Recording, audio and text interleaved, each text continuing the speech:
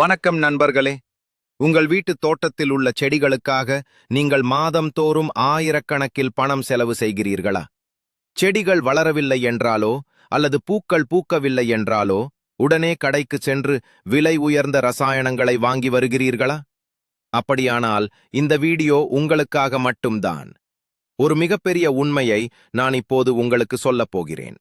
நீங்கள் கடைகளில் வாங்கும் எபின் மற்றும் சிர்கான் போன்ற விலை உயர்ந்த ரசாயன ஊக்கிகளை உடனே குப்பையில் வீசுங்கள். ஆம், நீங்கள் கேட்டது சரிதான்.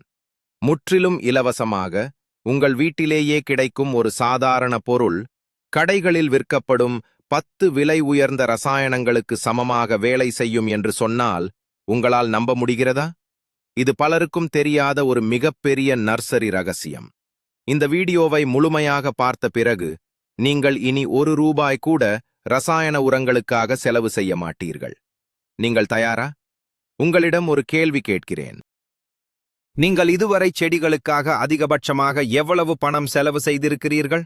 அதை கமெண்டில் சொல்லுங்கள். நாம் விவாதத்தை தொடங்குவோம். நாம் இந்த ரகசியத்தை தெரிந்து கொள்வதற்கு முன்பு ஒரு சிறிய பின்னணியை புரிந்து கொள்ள வேண்டும். பல 100 ஆண்டுகளுக்கு முன்பு நமது முன்னோர்கள் எந்த ஒரு ரசாயன உரமும் இல்லாமல் தான் விவசாயம் செய்தார்கள். அவர்கள் வளர்த்த செடிகள் மிக பிரம்மாண்டமாக வளர்ந்தன. கொத்து கொத்தாக காய்களையும் பழங்களையும் கொடுத்தன. ஆனால் இன்று நாம் அறிவியல் என்ற பெயரில் இயற்கையை மறந்துவிட்டோம். செடிகளுக்கு செயற்கையான ஹார்மோன்களை கொடுக்க தொடங்கிவிட்டோம். கடைகளில் விற்கப்படும் எபின் மற்றும் சிர்கான் போன்றவை தாவரங்களின் வளர்ச்சியை தூண்டும் செயற்கை ஊக்கிகளாகும். இவை செடிகளை ஒரு மாயைக்குள் தள்ளுகின்றன. இந்த ரசாயனங்களை தயாரிக்கும் நிறுவனங்கள் உங்கள் செடிகள் இதை பயன்படுத்தினால் மட்டுமே வளரும் என்ற ஒரு தவறான எண்ணத்தை உங்கள் மனதில் விதைத்துவிட்டன. ஆனால் உண்மை அதுவல்ல.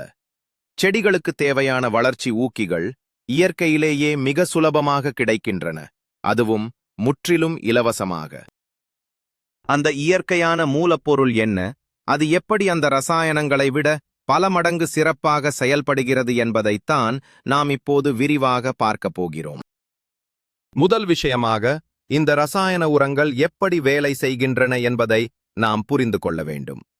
நீங்கள் எபின் அல்லது சிர்கான் போன்ற ரசாயனங்களை உங்கள் செடிகளுக்கு கொடுக்கும்போது அது செடியின் நரம்பு மண்டலத்தை செயற்கையாக தூண்டிவிடுகிறது. இது மனிதர்கள் எனர்ஜி பானங்களை குடிப்பது போன்றதுதான்.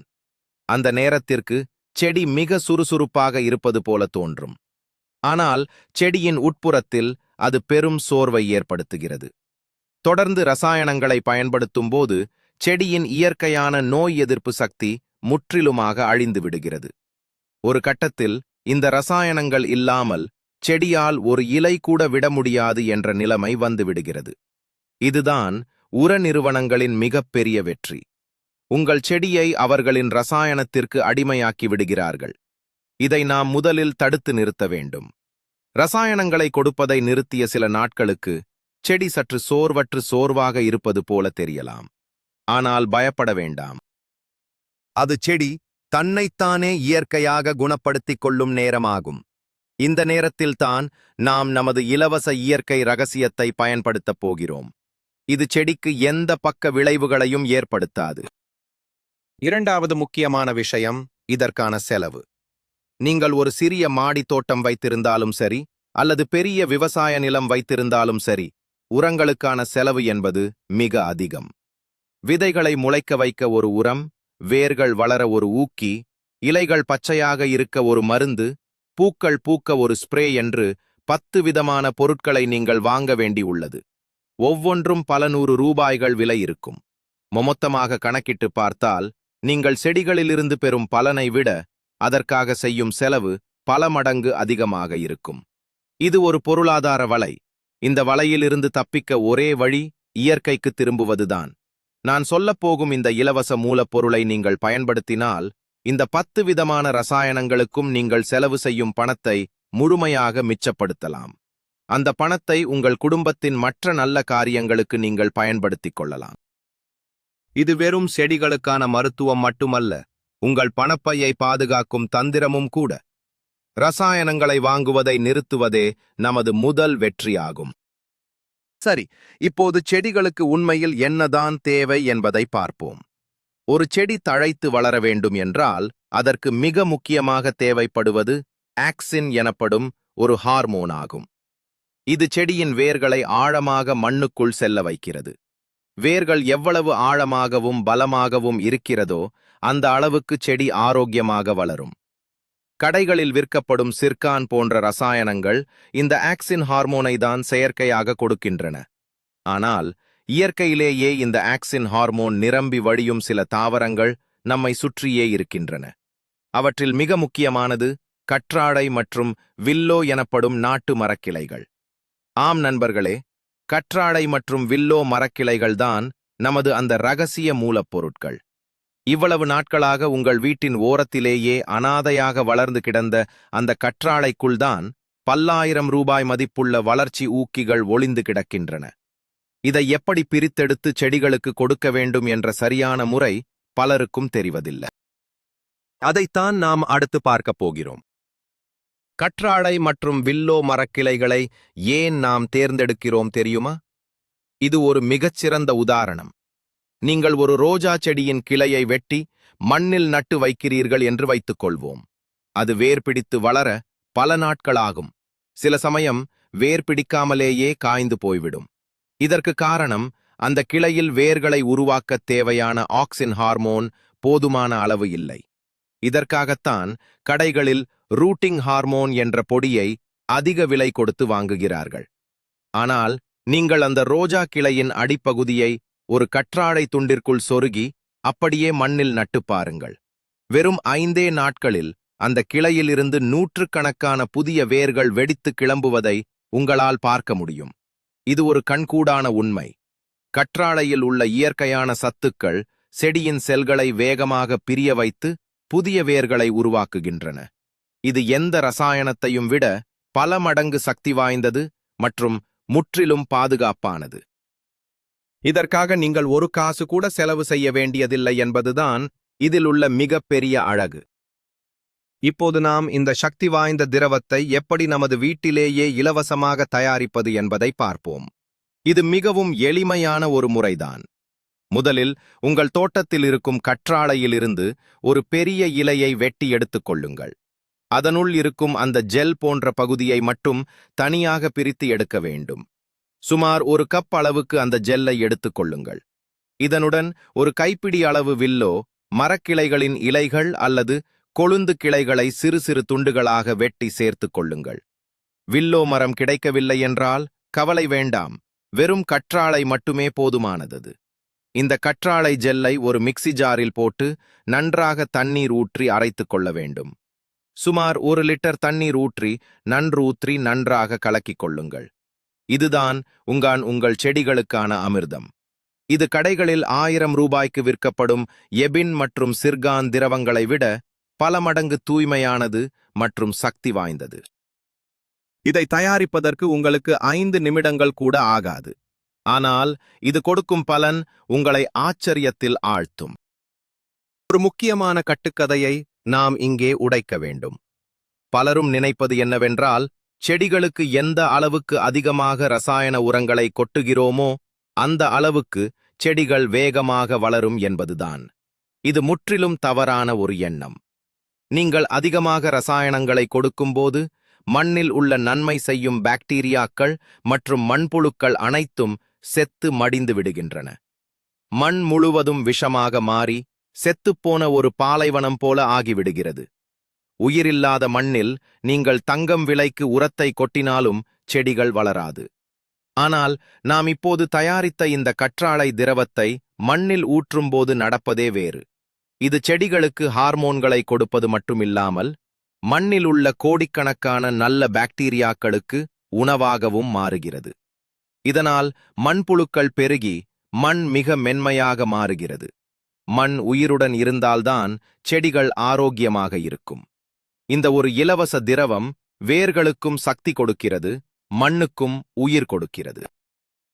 ஒரே கல்லில் 2 மாங்காய் என்பதைப் போல இது செடிகளுக்கு இரட்டிப்பு பலனை தருகிறது.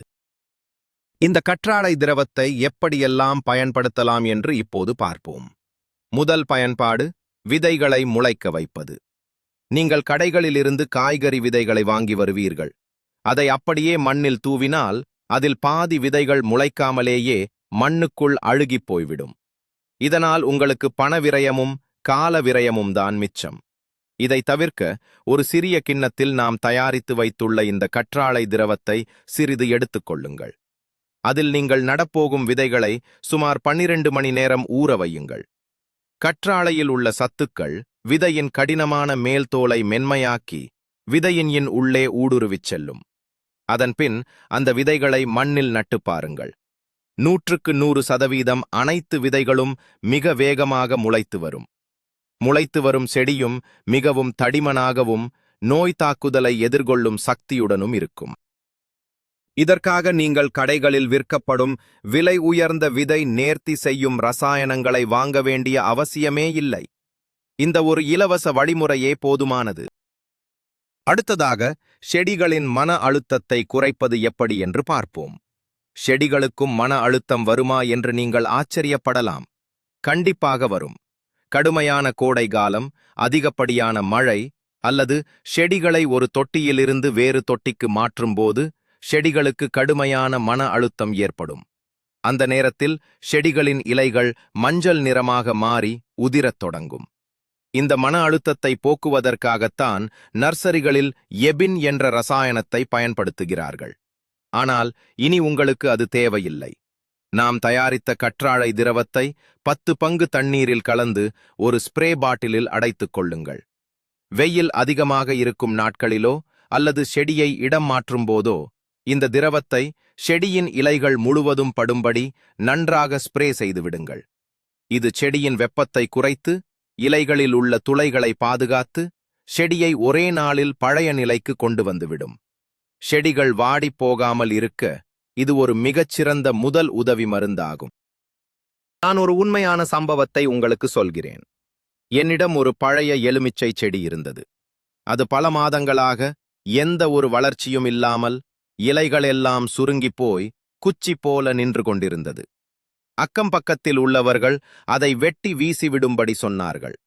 ஆனால் நான் ஒரு சிறிய பரிசோதனை செய்து பார்க்க நினைத்தேன். எந்த ரசாயன உரம் கொடுத்தாலும் அது வளரவில்லை. எனவே நான் அனைத்து ரசாயனங்களையும் நிறுத்திவிட்டு வாரத்திற்கு ஒரு முறை இந்த கற்றாழை திரவத்தை மட்டும் அதன் வேர்களில் ஊற்றி வந்தேன். இலைகளிலும் ஸ்ப்ரே செய்தேன். சரியாக 20 நாட்கள் கழித்து பார்த்தால் அந்த காய்ந்து போன குச்சிகளிலிருந்து பச்சை நிறத்தில் புதிய துளிர்கள் வெளிவரத் தொடங்கின. 30 நாட்களில் அந்த செடி முழுவதும் புதிய இலைகள் நிறைந்து மிக அடர்த்தியாக மாறிவிட்டது. அதை வெட்டி எறியச் சொன்னவர்களெல்லாம் இந்த அதிசயத்தை பார்த்து வாய் அடைத்து போனார்கள். ஒரு இறந்து கொண்டிருக்கும் செடியை மீண்டும் உயிர் கொடுத்து எழுப்பும் சக்தி இந்த சாதாரண கற்றாழைக்கு இருப்பதை நான் என் கண்களால் பார்த்தேன். நீங்களும் இதை கண்டிப்பாக உங்கள் வீட்டில் முயற்சித்து பார்க்க வேண்டும். இந்த இயற்கை ஊக்கியின் இன்னொரு பெரிய நற்பண்பு என்னவென்றால் இது செடிகளை நோய்களிலிருந்து பாதுகாக்கிறது. ரசாயன உரங்களை பயன்படுத்தும் செடிகளுக்கு நோய் எதிர்ப்பு சக்தி குறைவாக இருக்கும். சிறு பூச்சிகள் வந்தாலும் செடி முழுவதுமாக பாதிக்கப்படும். ஆனால் கற்றாழைக்கு இயற்கையிலேயே பூஞ்சை, காளான் மற்றும் பாக்டீரியாக்களை அழிக்கும் சக்தி உள்ளது. நாம் இந்த கற்றாழை திரவத்தை செடியின் மேல் தெளிக்கும் போது அது இலைகளின் மேல் ஒரு கண்ணுக்கு தெரியாத பாதுகாப்பு கவசத்தை உருவாக்குகிறது. இதனால் காற்றில் பரவும் நோய்களோ அல்லது தீங்கு விளைவிக்கும் பூஞ்சைகளோ செடியை தாக்க முடியாது. குறிப்பாக தக்காளி மற்றும் மிளகாய் செடிகளில் வரும் இலை சுருட்டல் நோய், வேர் அழுகல் நோய் போன்றவற்றை இது அடியோடு தடுத்து நிறுத்துகிறது. ரசாயன பூச்சிக்கொல்லிகளை வாங்கி அடிப்பதால் செடிகளுக்கு மட்டுமல்ல, அந்த காய்கறிகளை சாப்பிடும் நமக்கும் தான் புற்றுநோய் போன்ற கொடிய நோய்கள் வருகின்றன. எனவே ரசாயன பூச்சிக்கொல்லிகளுக்கு விடை கொடுத்துவிட்டு இந்த பாதுகாப்பான இலவசமான இயற்கை முறையை நாம் பின்பற்றத் தொடங்க வேண்டும். இந்த திரவத்தை எப்படி சரியாக சேமித்து வைப்பது என்பது மிகவும் முக்கியம். நாம் ரசாயனங்களை பல வருடங்கள் அப்படியே டப்பாவில் அடைத்து வைத்திருக்கலாம். ஆனால் இயற்கையான பொருட்களை அப்படி வைக்க முடியாது. இந்த கற்றாழை திரவத்தை நீங்கள் தயாரித்த உடனே பயன்படுத்துவதுதான் மிகச்சிறந்த பலனைத் தரும். இருப்பினும் நீங்கள் இதை சேமிக்க விரும்பினால் இதை ஒரு கண்ணாடி பாட்டிலில் ஊற்றி குளிர்சாதன பெட்டியில் வைத்து 1 வாரம் வரை பயன்படுத்தலாம். ஆனால் இதை வெயிலிலோ அல்லது சூடான இடத்திலோ வைக்கக்கூடாது. அப்படி வைத்தால் அது புளித்துப் போய் அதனுடைய தன்மையை இழந்துவிடும். என்னை கேட்டால், உங்களுக்கு தேவைப்படும்போது உடனுக்குடன் பிரஷ்ஷாக தயாரித்துக் கொள்வதுதான் மிகவும் நல்லது. உங்கள் தோட்டத்திலேயே ஒரு சிறிய கற்றாழை செடியை வளர்த்து வந்தால் எந்த நேரத்திலும் நீங்கள் இதை மிக எளிதாக தயாரித்துக் கொள்ளலாம். ஒரு சிறிய கற்றாழை செடி உங்கள் தோட்டம் முழுவதையும் காப்பாற்றும் ஒரு மிகப்பெரிய மருத்துவனாக செயல்படும் என்பதை எப்போதும் நினைவில் வையுங்கள். இப்போது நீங்கள் ஒரு விஷயத்தை யோசிக்கலாம். இது வேலை செய்ய அதிக நாட்கள் ஆகுமா என்று உங்களுக்கு சந்தேகம் வரலாம். ரசாயன உரங்கள் போட்ட 2 நாட்களில் செடி பெரிதாக வளருமே என்று நீங்கள் நினைக்கலாம். அது உண்மைதான். ரசாயனம் என்பது ஒரு பலூன் போல செடியை ஊதிப் பெரிதாக்கும். ஆனால் ஒரு சிறிய காற்று அடித்தால் அந்த பலூன் வெடித்துவிடும். செடியும் சீக்கிரம் இறந்துவிடும். ஆனால் நமது இந்த இயற்கை முறை அப்படி கிடையாது. இது செடியை நிதானமாக ஆனால் மிக உறுதியாக வளர்க்கும். முதல் ஒரு வாரம் உங்களுக்கு எந்த மாற்றமும் தெரியாமல் இருக்கலாம். ஏனென்றால் இந்த திரவம் முதலில் செடியின் வேர்களை பலப்படுத்தும் வேலையை மண்ணுக்கு அடியில் செய்து கொண்டிருக்கும். வேர்கள் பலமடைந்த பிறகு செடியின் மேல்புற வளர்ச்சி அசுர வேகத்தில் இருக்கும். ரசாயனம் போட்டு வளர்த்த செடியை விட இயற்கை முறையில் வளர்த்த செடி பல வருடங்கள் ஆரோக்கியமாக இருக்கும். அதிக காய்களை கொடுக்கும். நீங்கள் பொறுமையாக இருந்தால் இயற்கையின் உண்மையான மேஜிக்கை நீங்கள் உங்கள் தோட்டத்தில் பார்க்கலாம். மற்றொரு முக்கியமான குறிப்பு, பூக்கும் தருவாயில் உள்ள செடிகளுக்கு இதை எப்படி கொடுப்பது என்பது. பல பேருக்கு இருக்கும் பிரச்சனை என்னவென்றால், செடியில் பூக்கள் நிறைய வரும், ஆனால் அது காயாக மாறாமல் உதிர்ந்துவிடும். இது சத்து குறைபாட்டினால் நடக்கும் ஒரு விஷயம். இதற்காகவும் நீங்கள் கடைகளுக்கு ஓட வேண்டாம். உங்கள் செடியில் மொட்டுக்கள் வரத் தொடங்கும் போதே இந்த கற்றாழை திரவத்தை சற்று இலேசாக, அதாவது 1 லிட்டர் திரவத்திற்கு 10 லிட்டர் தண்ணீர் என்ற விகிதத்தில் கலந்து செடிகளின் மேல் நன்றாக ஸ்ப்ரே செய்துவிடுங்கள். கற்றாழையில் உள்ள அமினோ அமிலங்கள் மற்றும் மைக்ரோ நியூட்ரியன்கள் பூக்களின் காம்புகளை மிக வலுவாக மாற்றுவதோடு மகரந்தச் சேர்க்கையையும் தூண்டுகிறது. இதனால் ஒரு பூ கூட உதிராமல் அனைத்தும் பிஞ்சுகளாக மாறும். உங்கள் மாடி தோட்டத்தில் உள்ள காய்கறி செடிகளில் இதன் வித்தியாசத்தை நீங்கள் கண்கூடாக பார்க்கலாம். கத்திரிக்காய், வெண்டைக்காய் போன்ற செடிகளில் கொத்து கொத்தாக காய்கள் காய்ப்பதை பார்த்து நீங்களே ஆச்சரியப்படுவீர்கள். இதற்காக நீங்கள் ஒரு காசு கூட செலவு செய்யவில்லை என்பதுதான் உண்மை. சிலர் தங்கள் வீட்டில் அலங்கார செடிகளை வளர்ப்பார்கள். குரோட்டன்ஸ், மணி பிளான்ட் போன்ற செடிகள் செழிப்பாக வளரவும் இந்த இலவச ரகசியம் மிகவும் பயனுள்ளதாக இருக்கும். இந்த வகை செடிகளுக்கு இலைகள்தான் அழகு. இலைகள் பெரியதாகவும் நல்ல பளபளப்பான நிறத்திலும் இருக்க வேண்டும். இந்த செடிகளின் வேர்களில் நீங்கள் இந்த திரவத்தை ஊற்றுவதோடு மட்டுமில்லாமல் ஒரு காட்டன் துணியில் இந்த கற்றாழை திரவத்தை நனைத்து அந்த செடியின் இலைகளை மெதுவாக துடைத்து விடுங்கள். இது இலைகளில் படிந்துள்ள தூசிகளை அகற்றுவதோடு இலைகளுக்கு நேரடியான ஊட்டச்சையும் கொடுக்கிறது. சில நாட்களிலேயே உங்கள் மணி பிளான்ட் செடி காடு போல அடர்த்தியாக படர்ந்து வளர்வதை நீங்கள் பார்க்கலாம். இலைகளின் பச்சையம் அதிகரித்து செடி பார்ப்பதற்கே மிக அழகாக மாறும். விலை உயர்ந்த லீஃப் ஷைனர் போன்ற ரசாயனங்களை கடைகளில் தேடி அலைய வேண்டாம். இந்த ஒரு சாதாரண இயற்கை முறை உங்கள் வீட்டுச் செடிகளுக்கு ஒரு புதிய ஜீவனை கொடுக்கும். இந்த இடத்திலே இன்னொரு ரகசியத்தையும் நான் உங்களுக்கு சொல்ல விரும்புகிறேன். உங்களிடம் கற்றாழை மட்டுமில்லாமல் வீட்டில் சமைக்க பயன்படுத்தும் தேன் கொஞ்சம் இருந்தால் அது இன்னும் சிறந்தது. கற்றாழை ஜெல்லுடன் ஒரு ஸ்பூன் சுத்தமான தேனை கலந்து நீங்கள் ரூட்டிங் ஹார்மோனாக பயன்படுத்தலாம். தேன் ஒரு மிகச் சிறந்த கிருமி நாசினி. இது வெட்டப்பட்ட கிளைகளில் அழுகல் ஏற்படாமல் தடுக்கும். கற்றாழை வேர்களை உருவாக்கும் வேலையை செய்யும். தேன் அந்த வேர்களை நோய்களிலிருந்து பாதுகாக்கும்.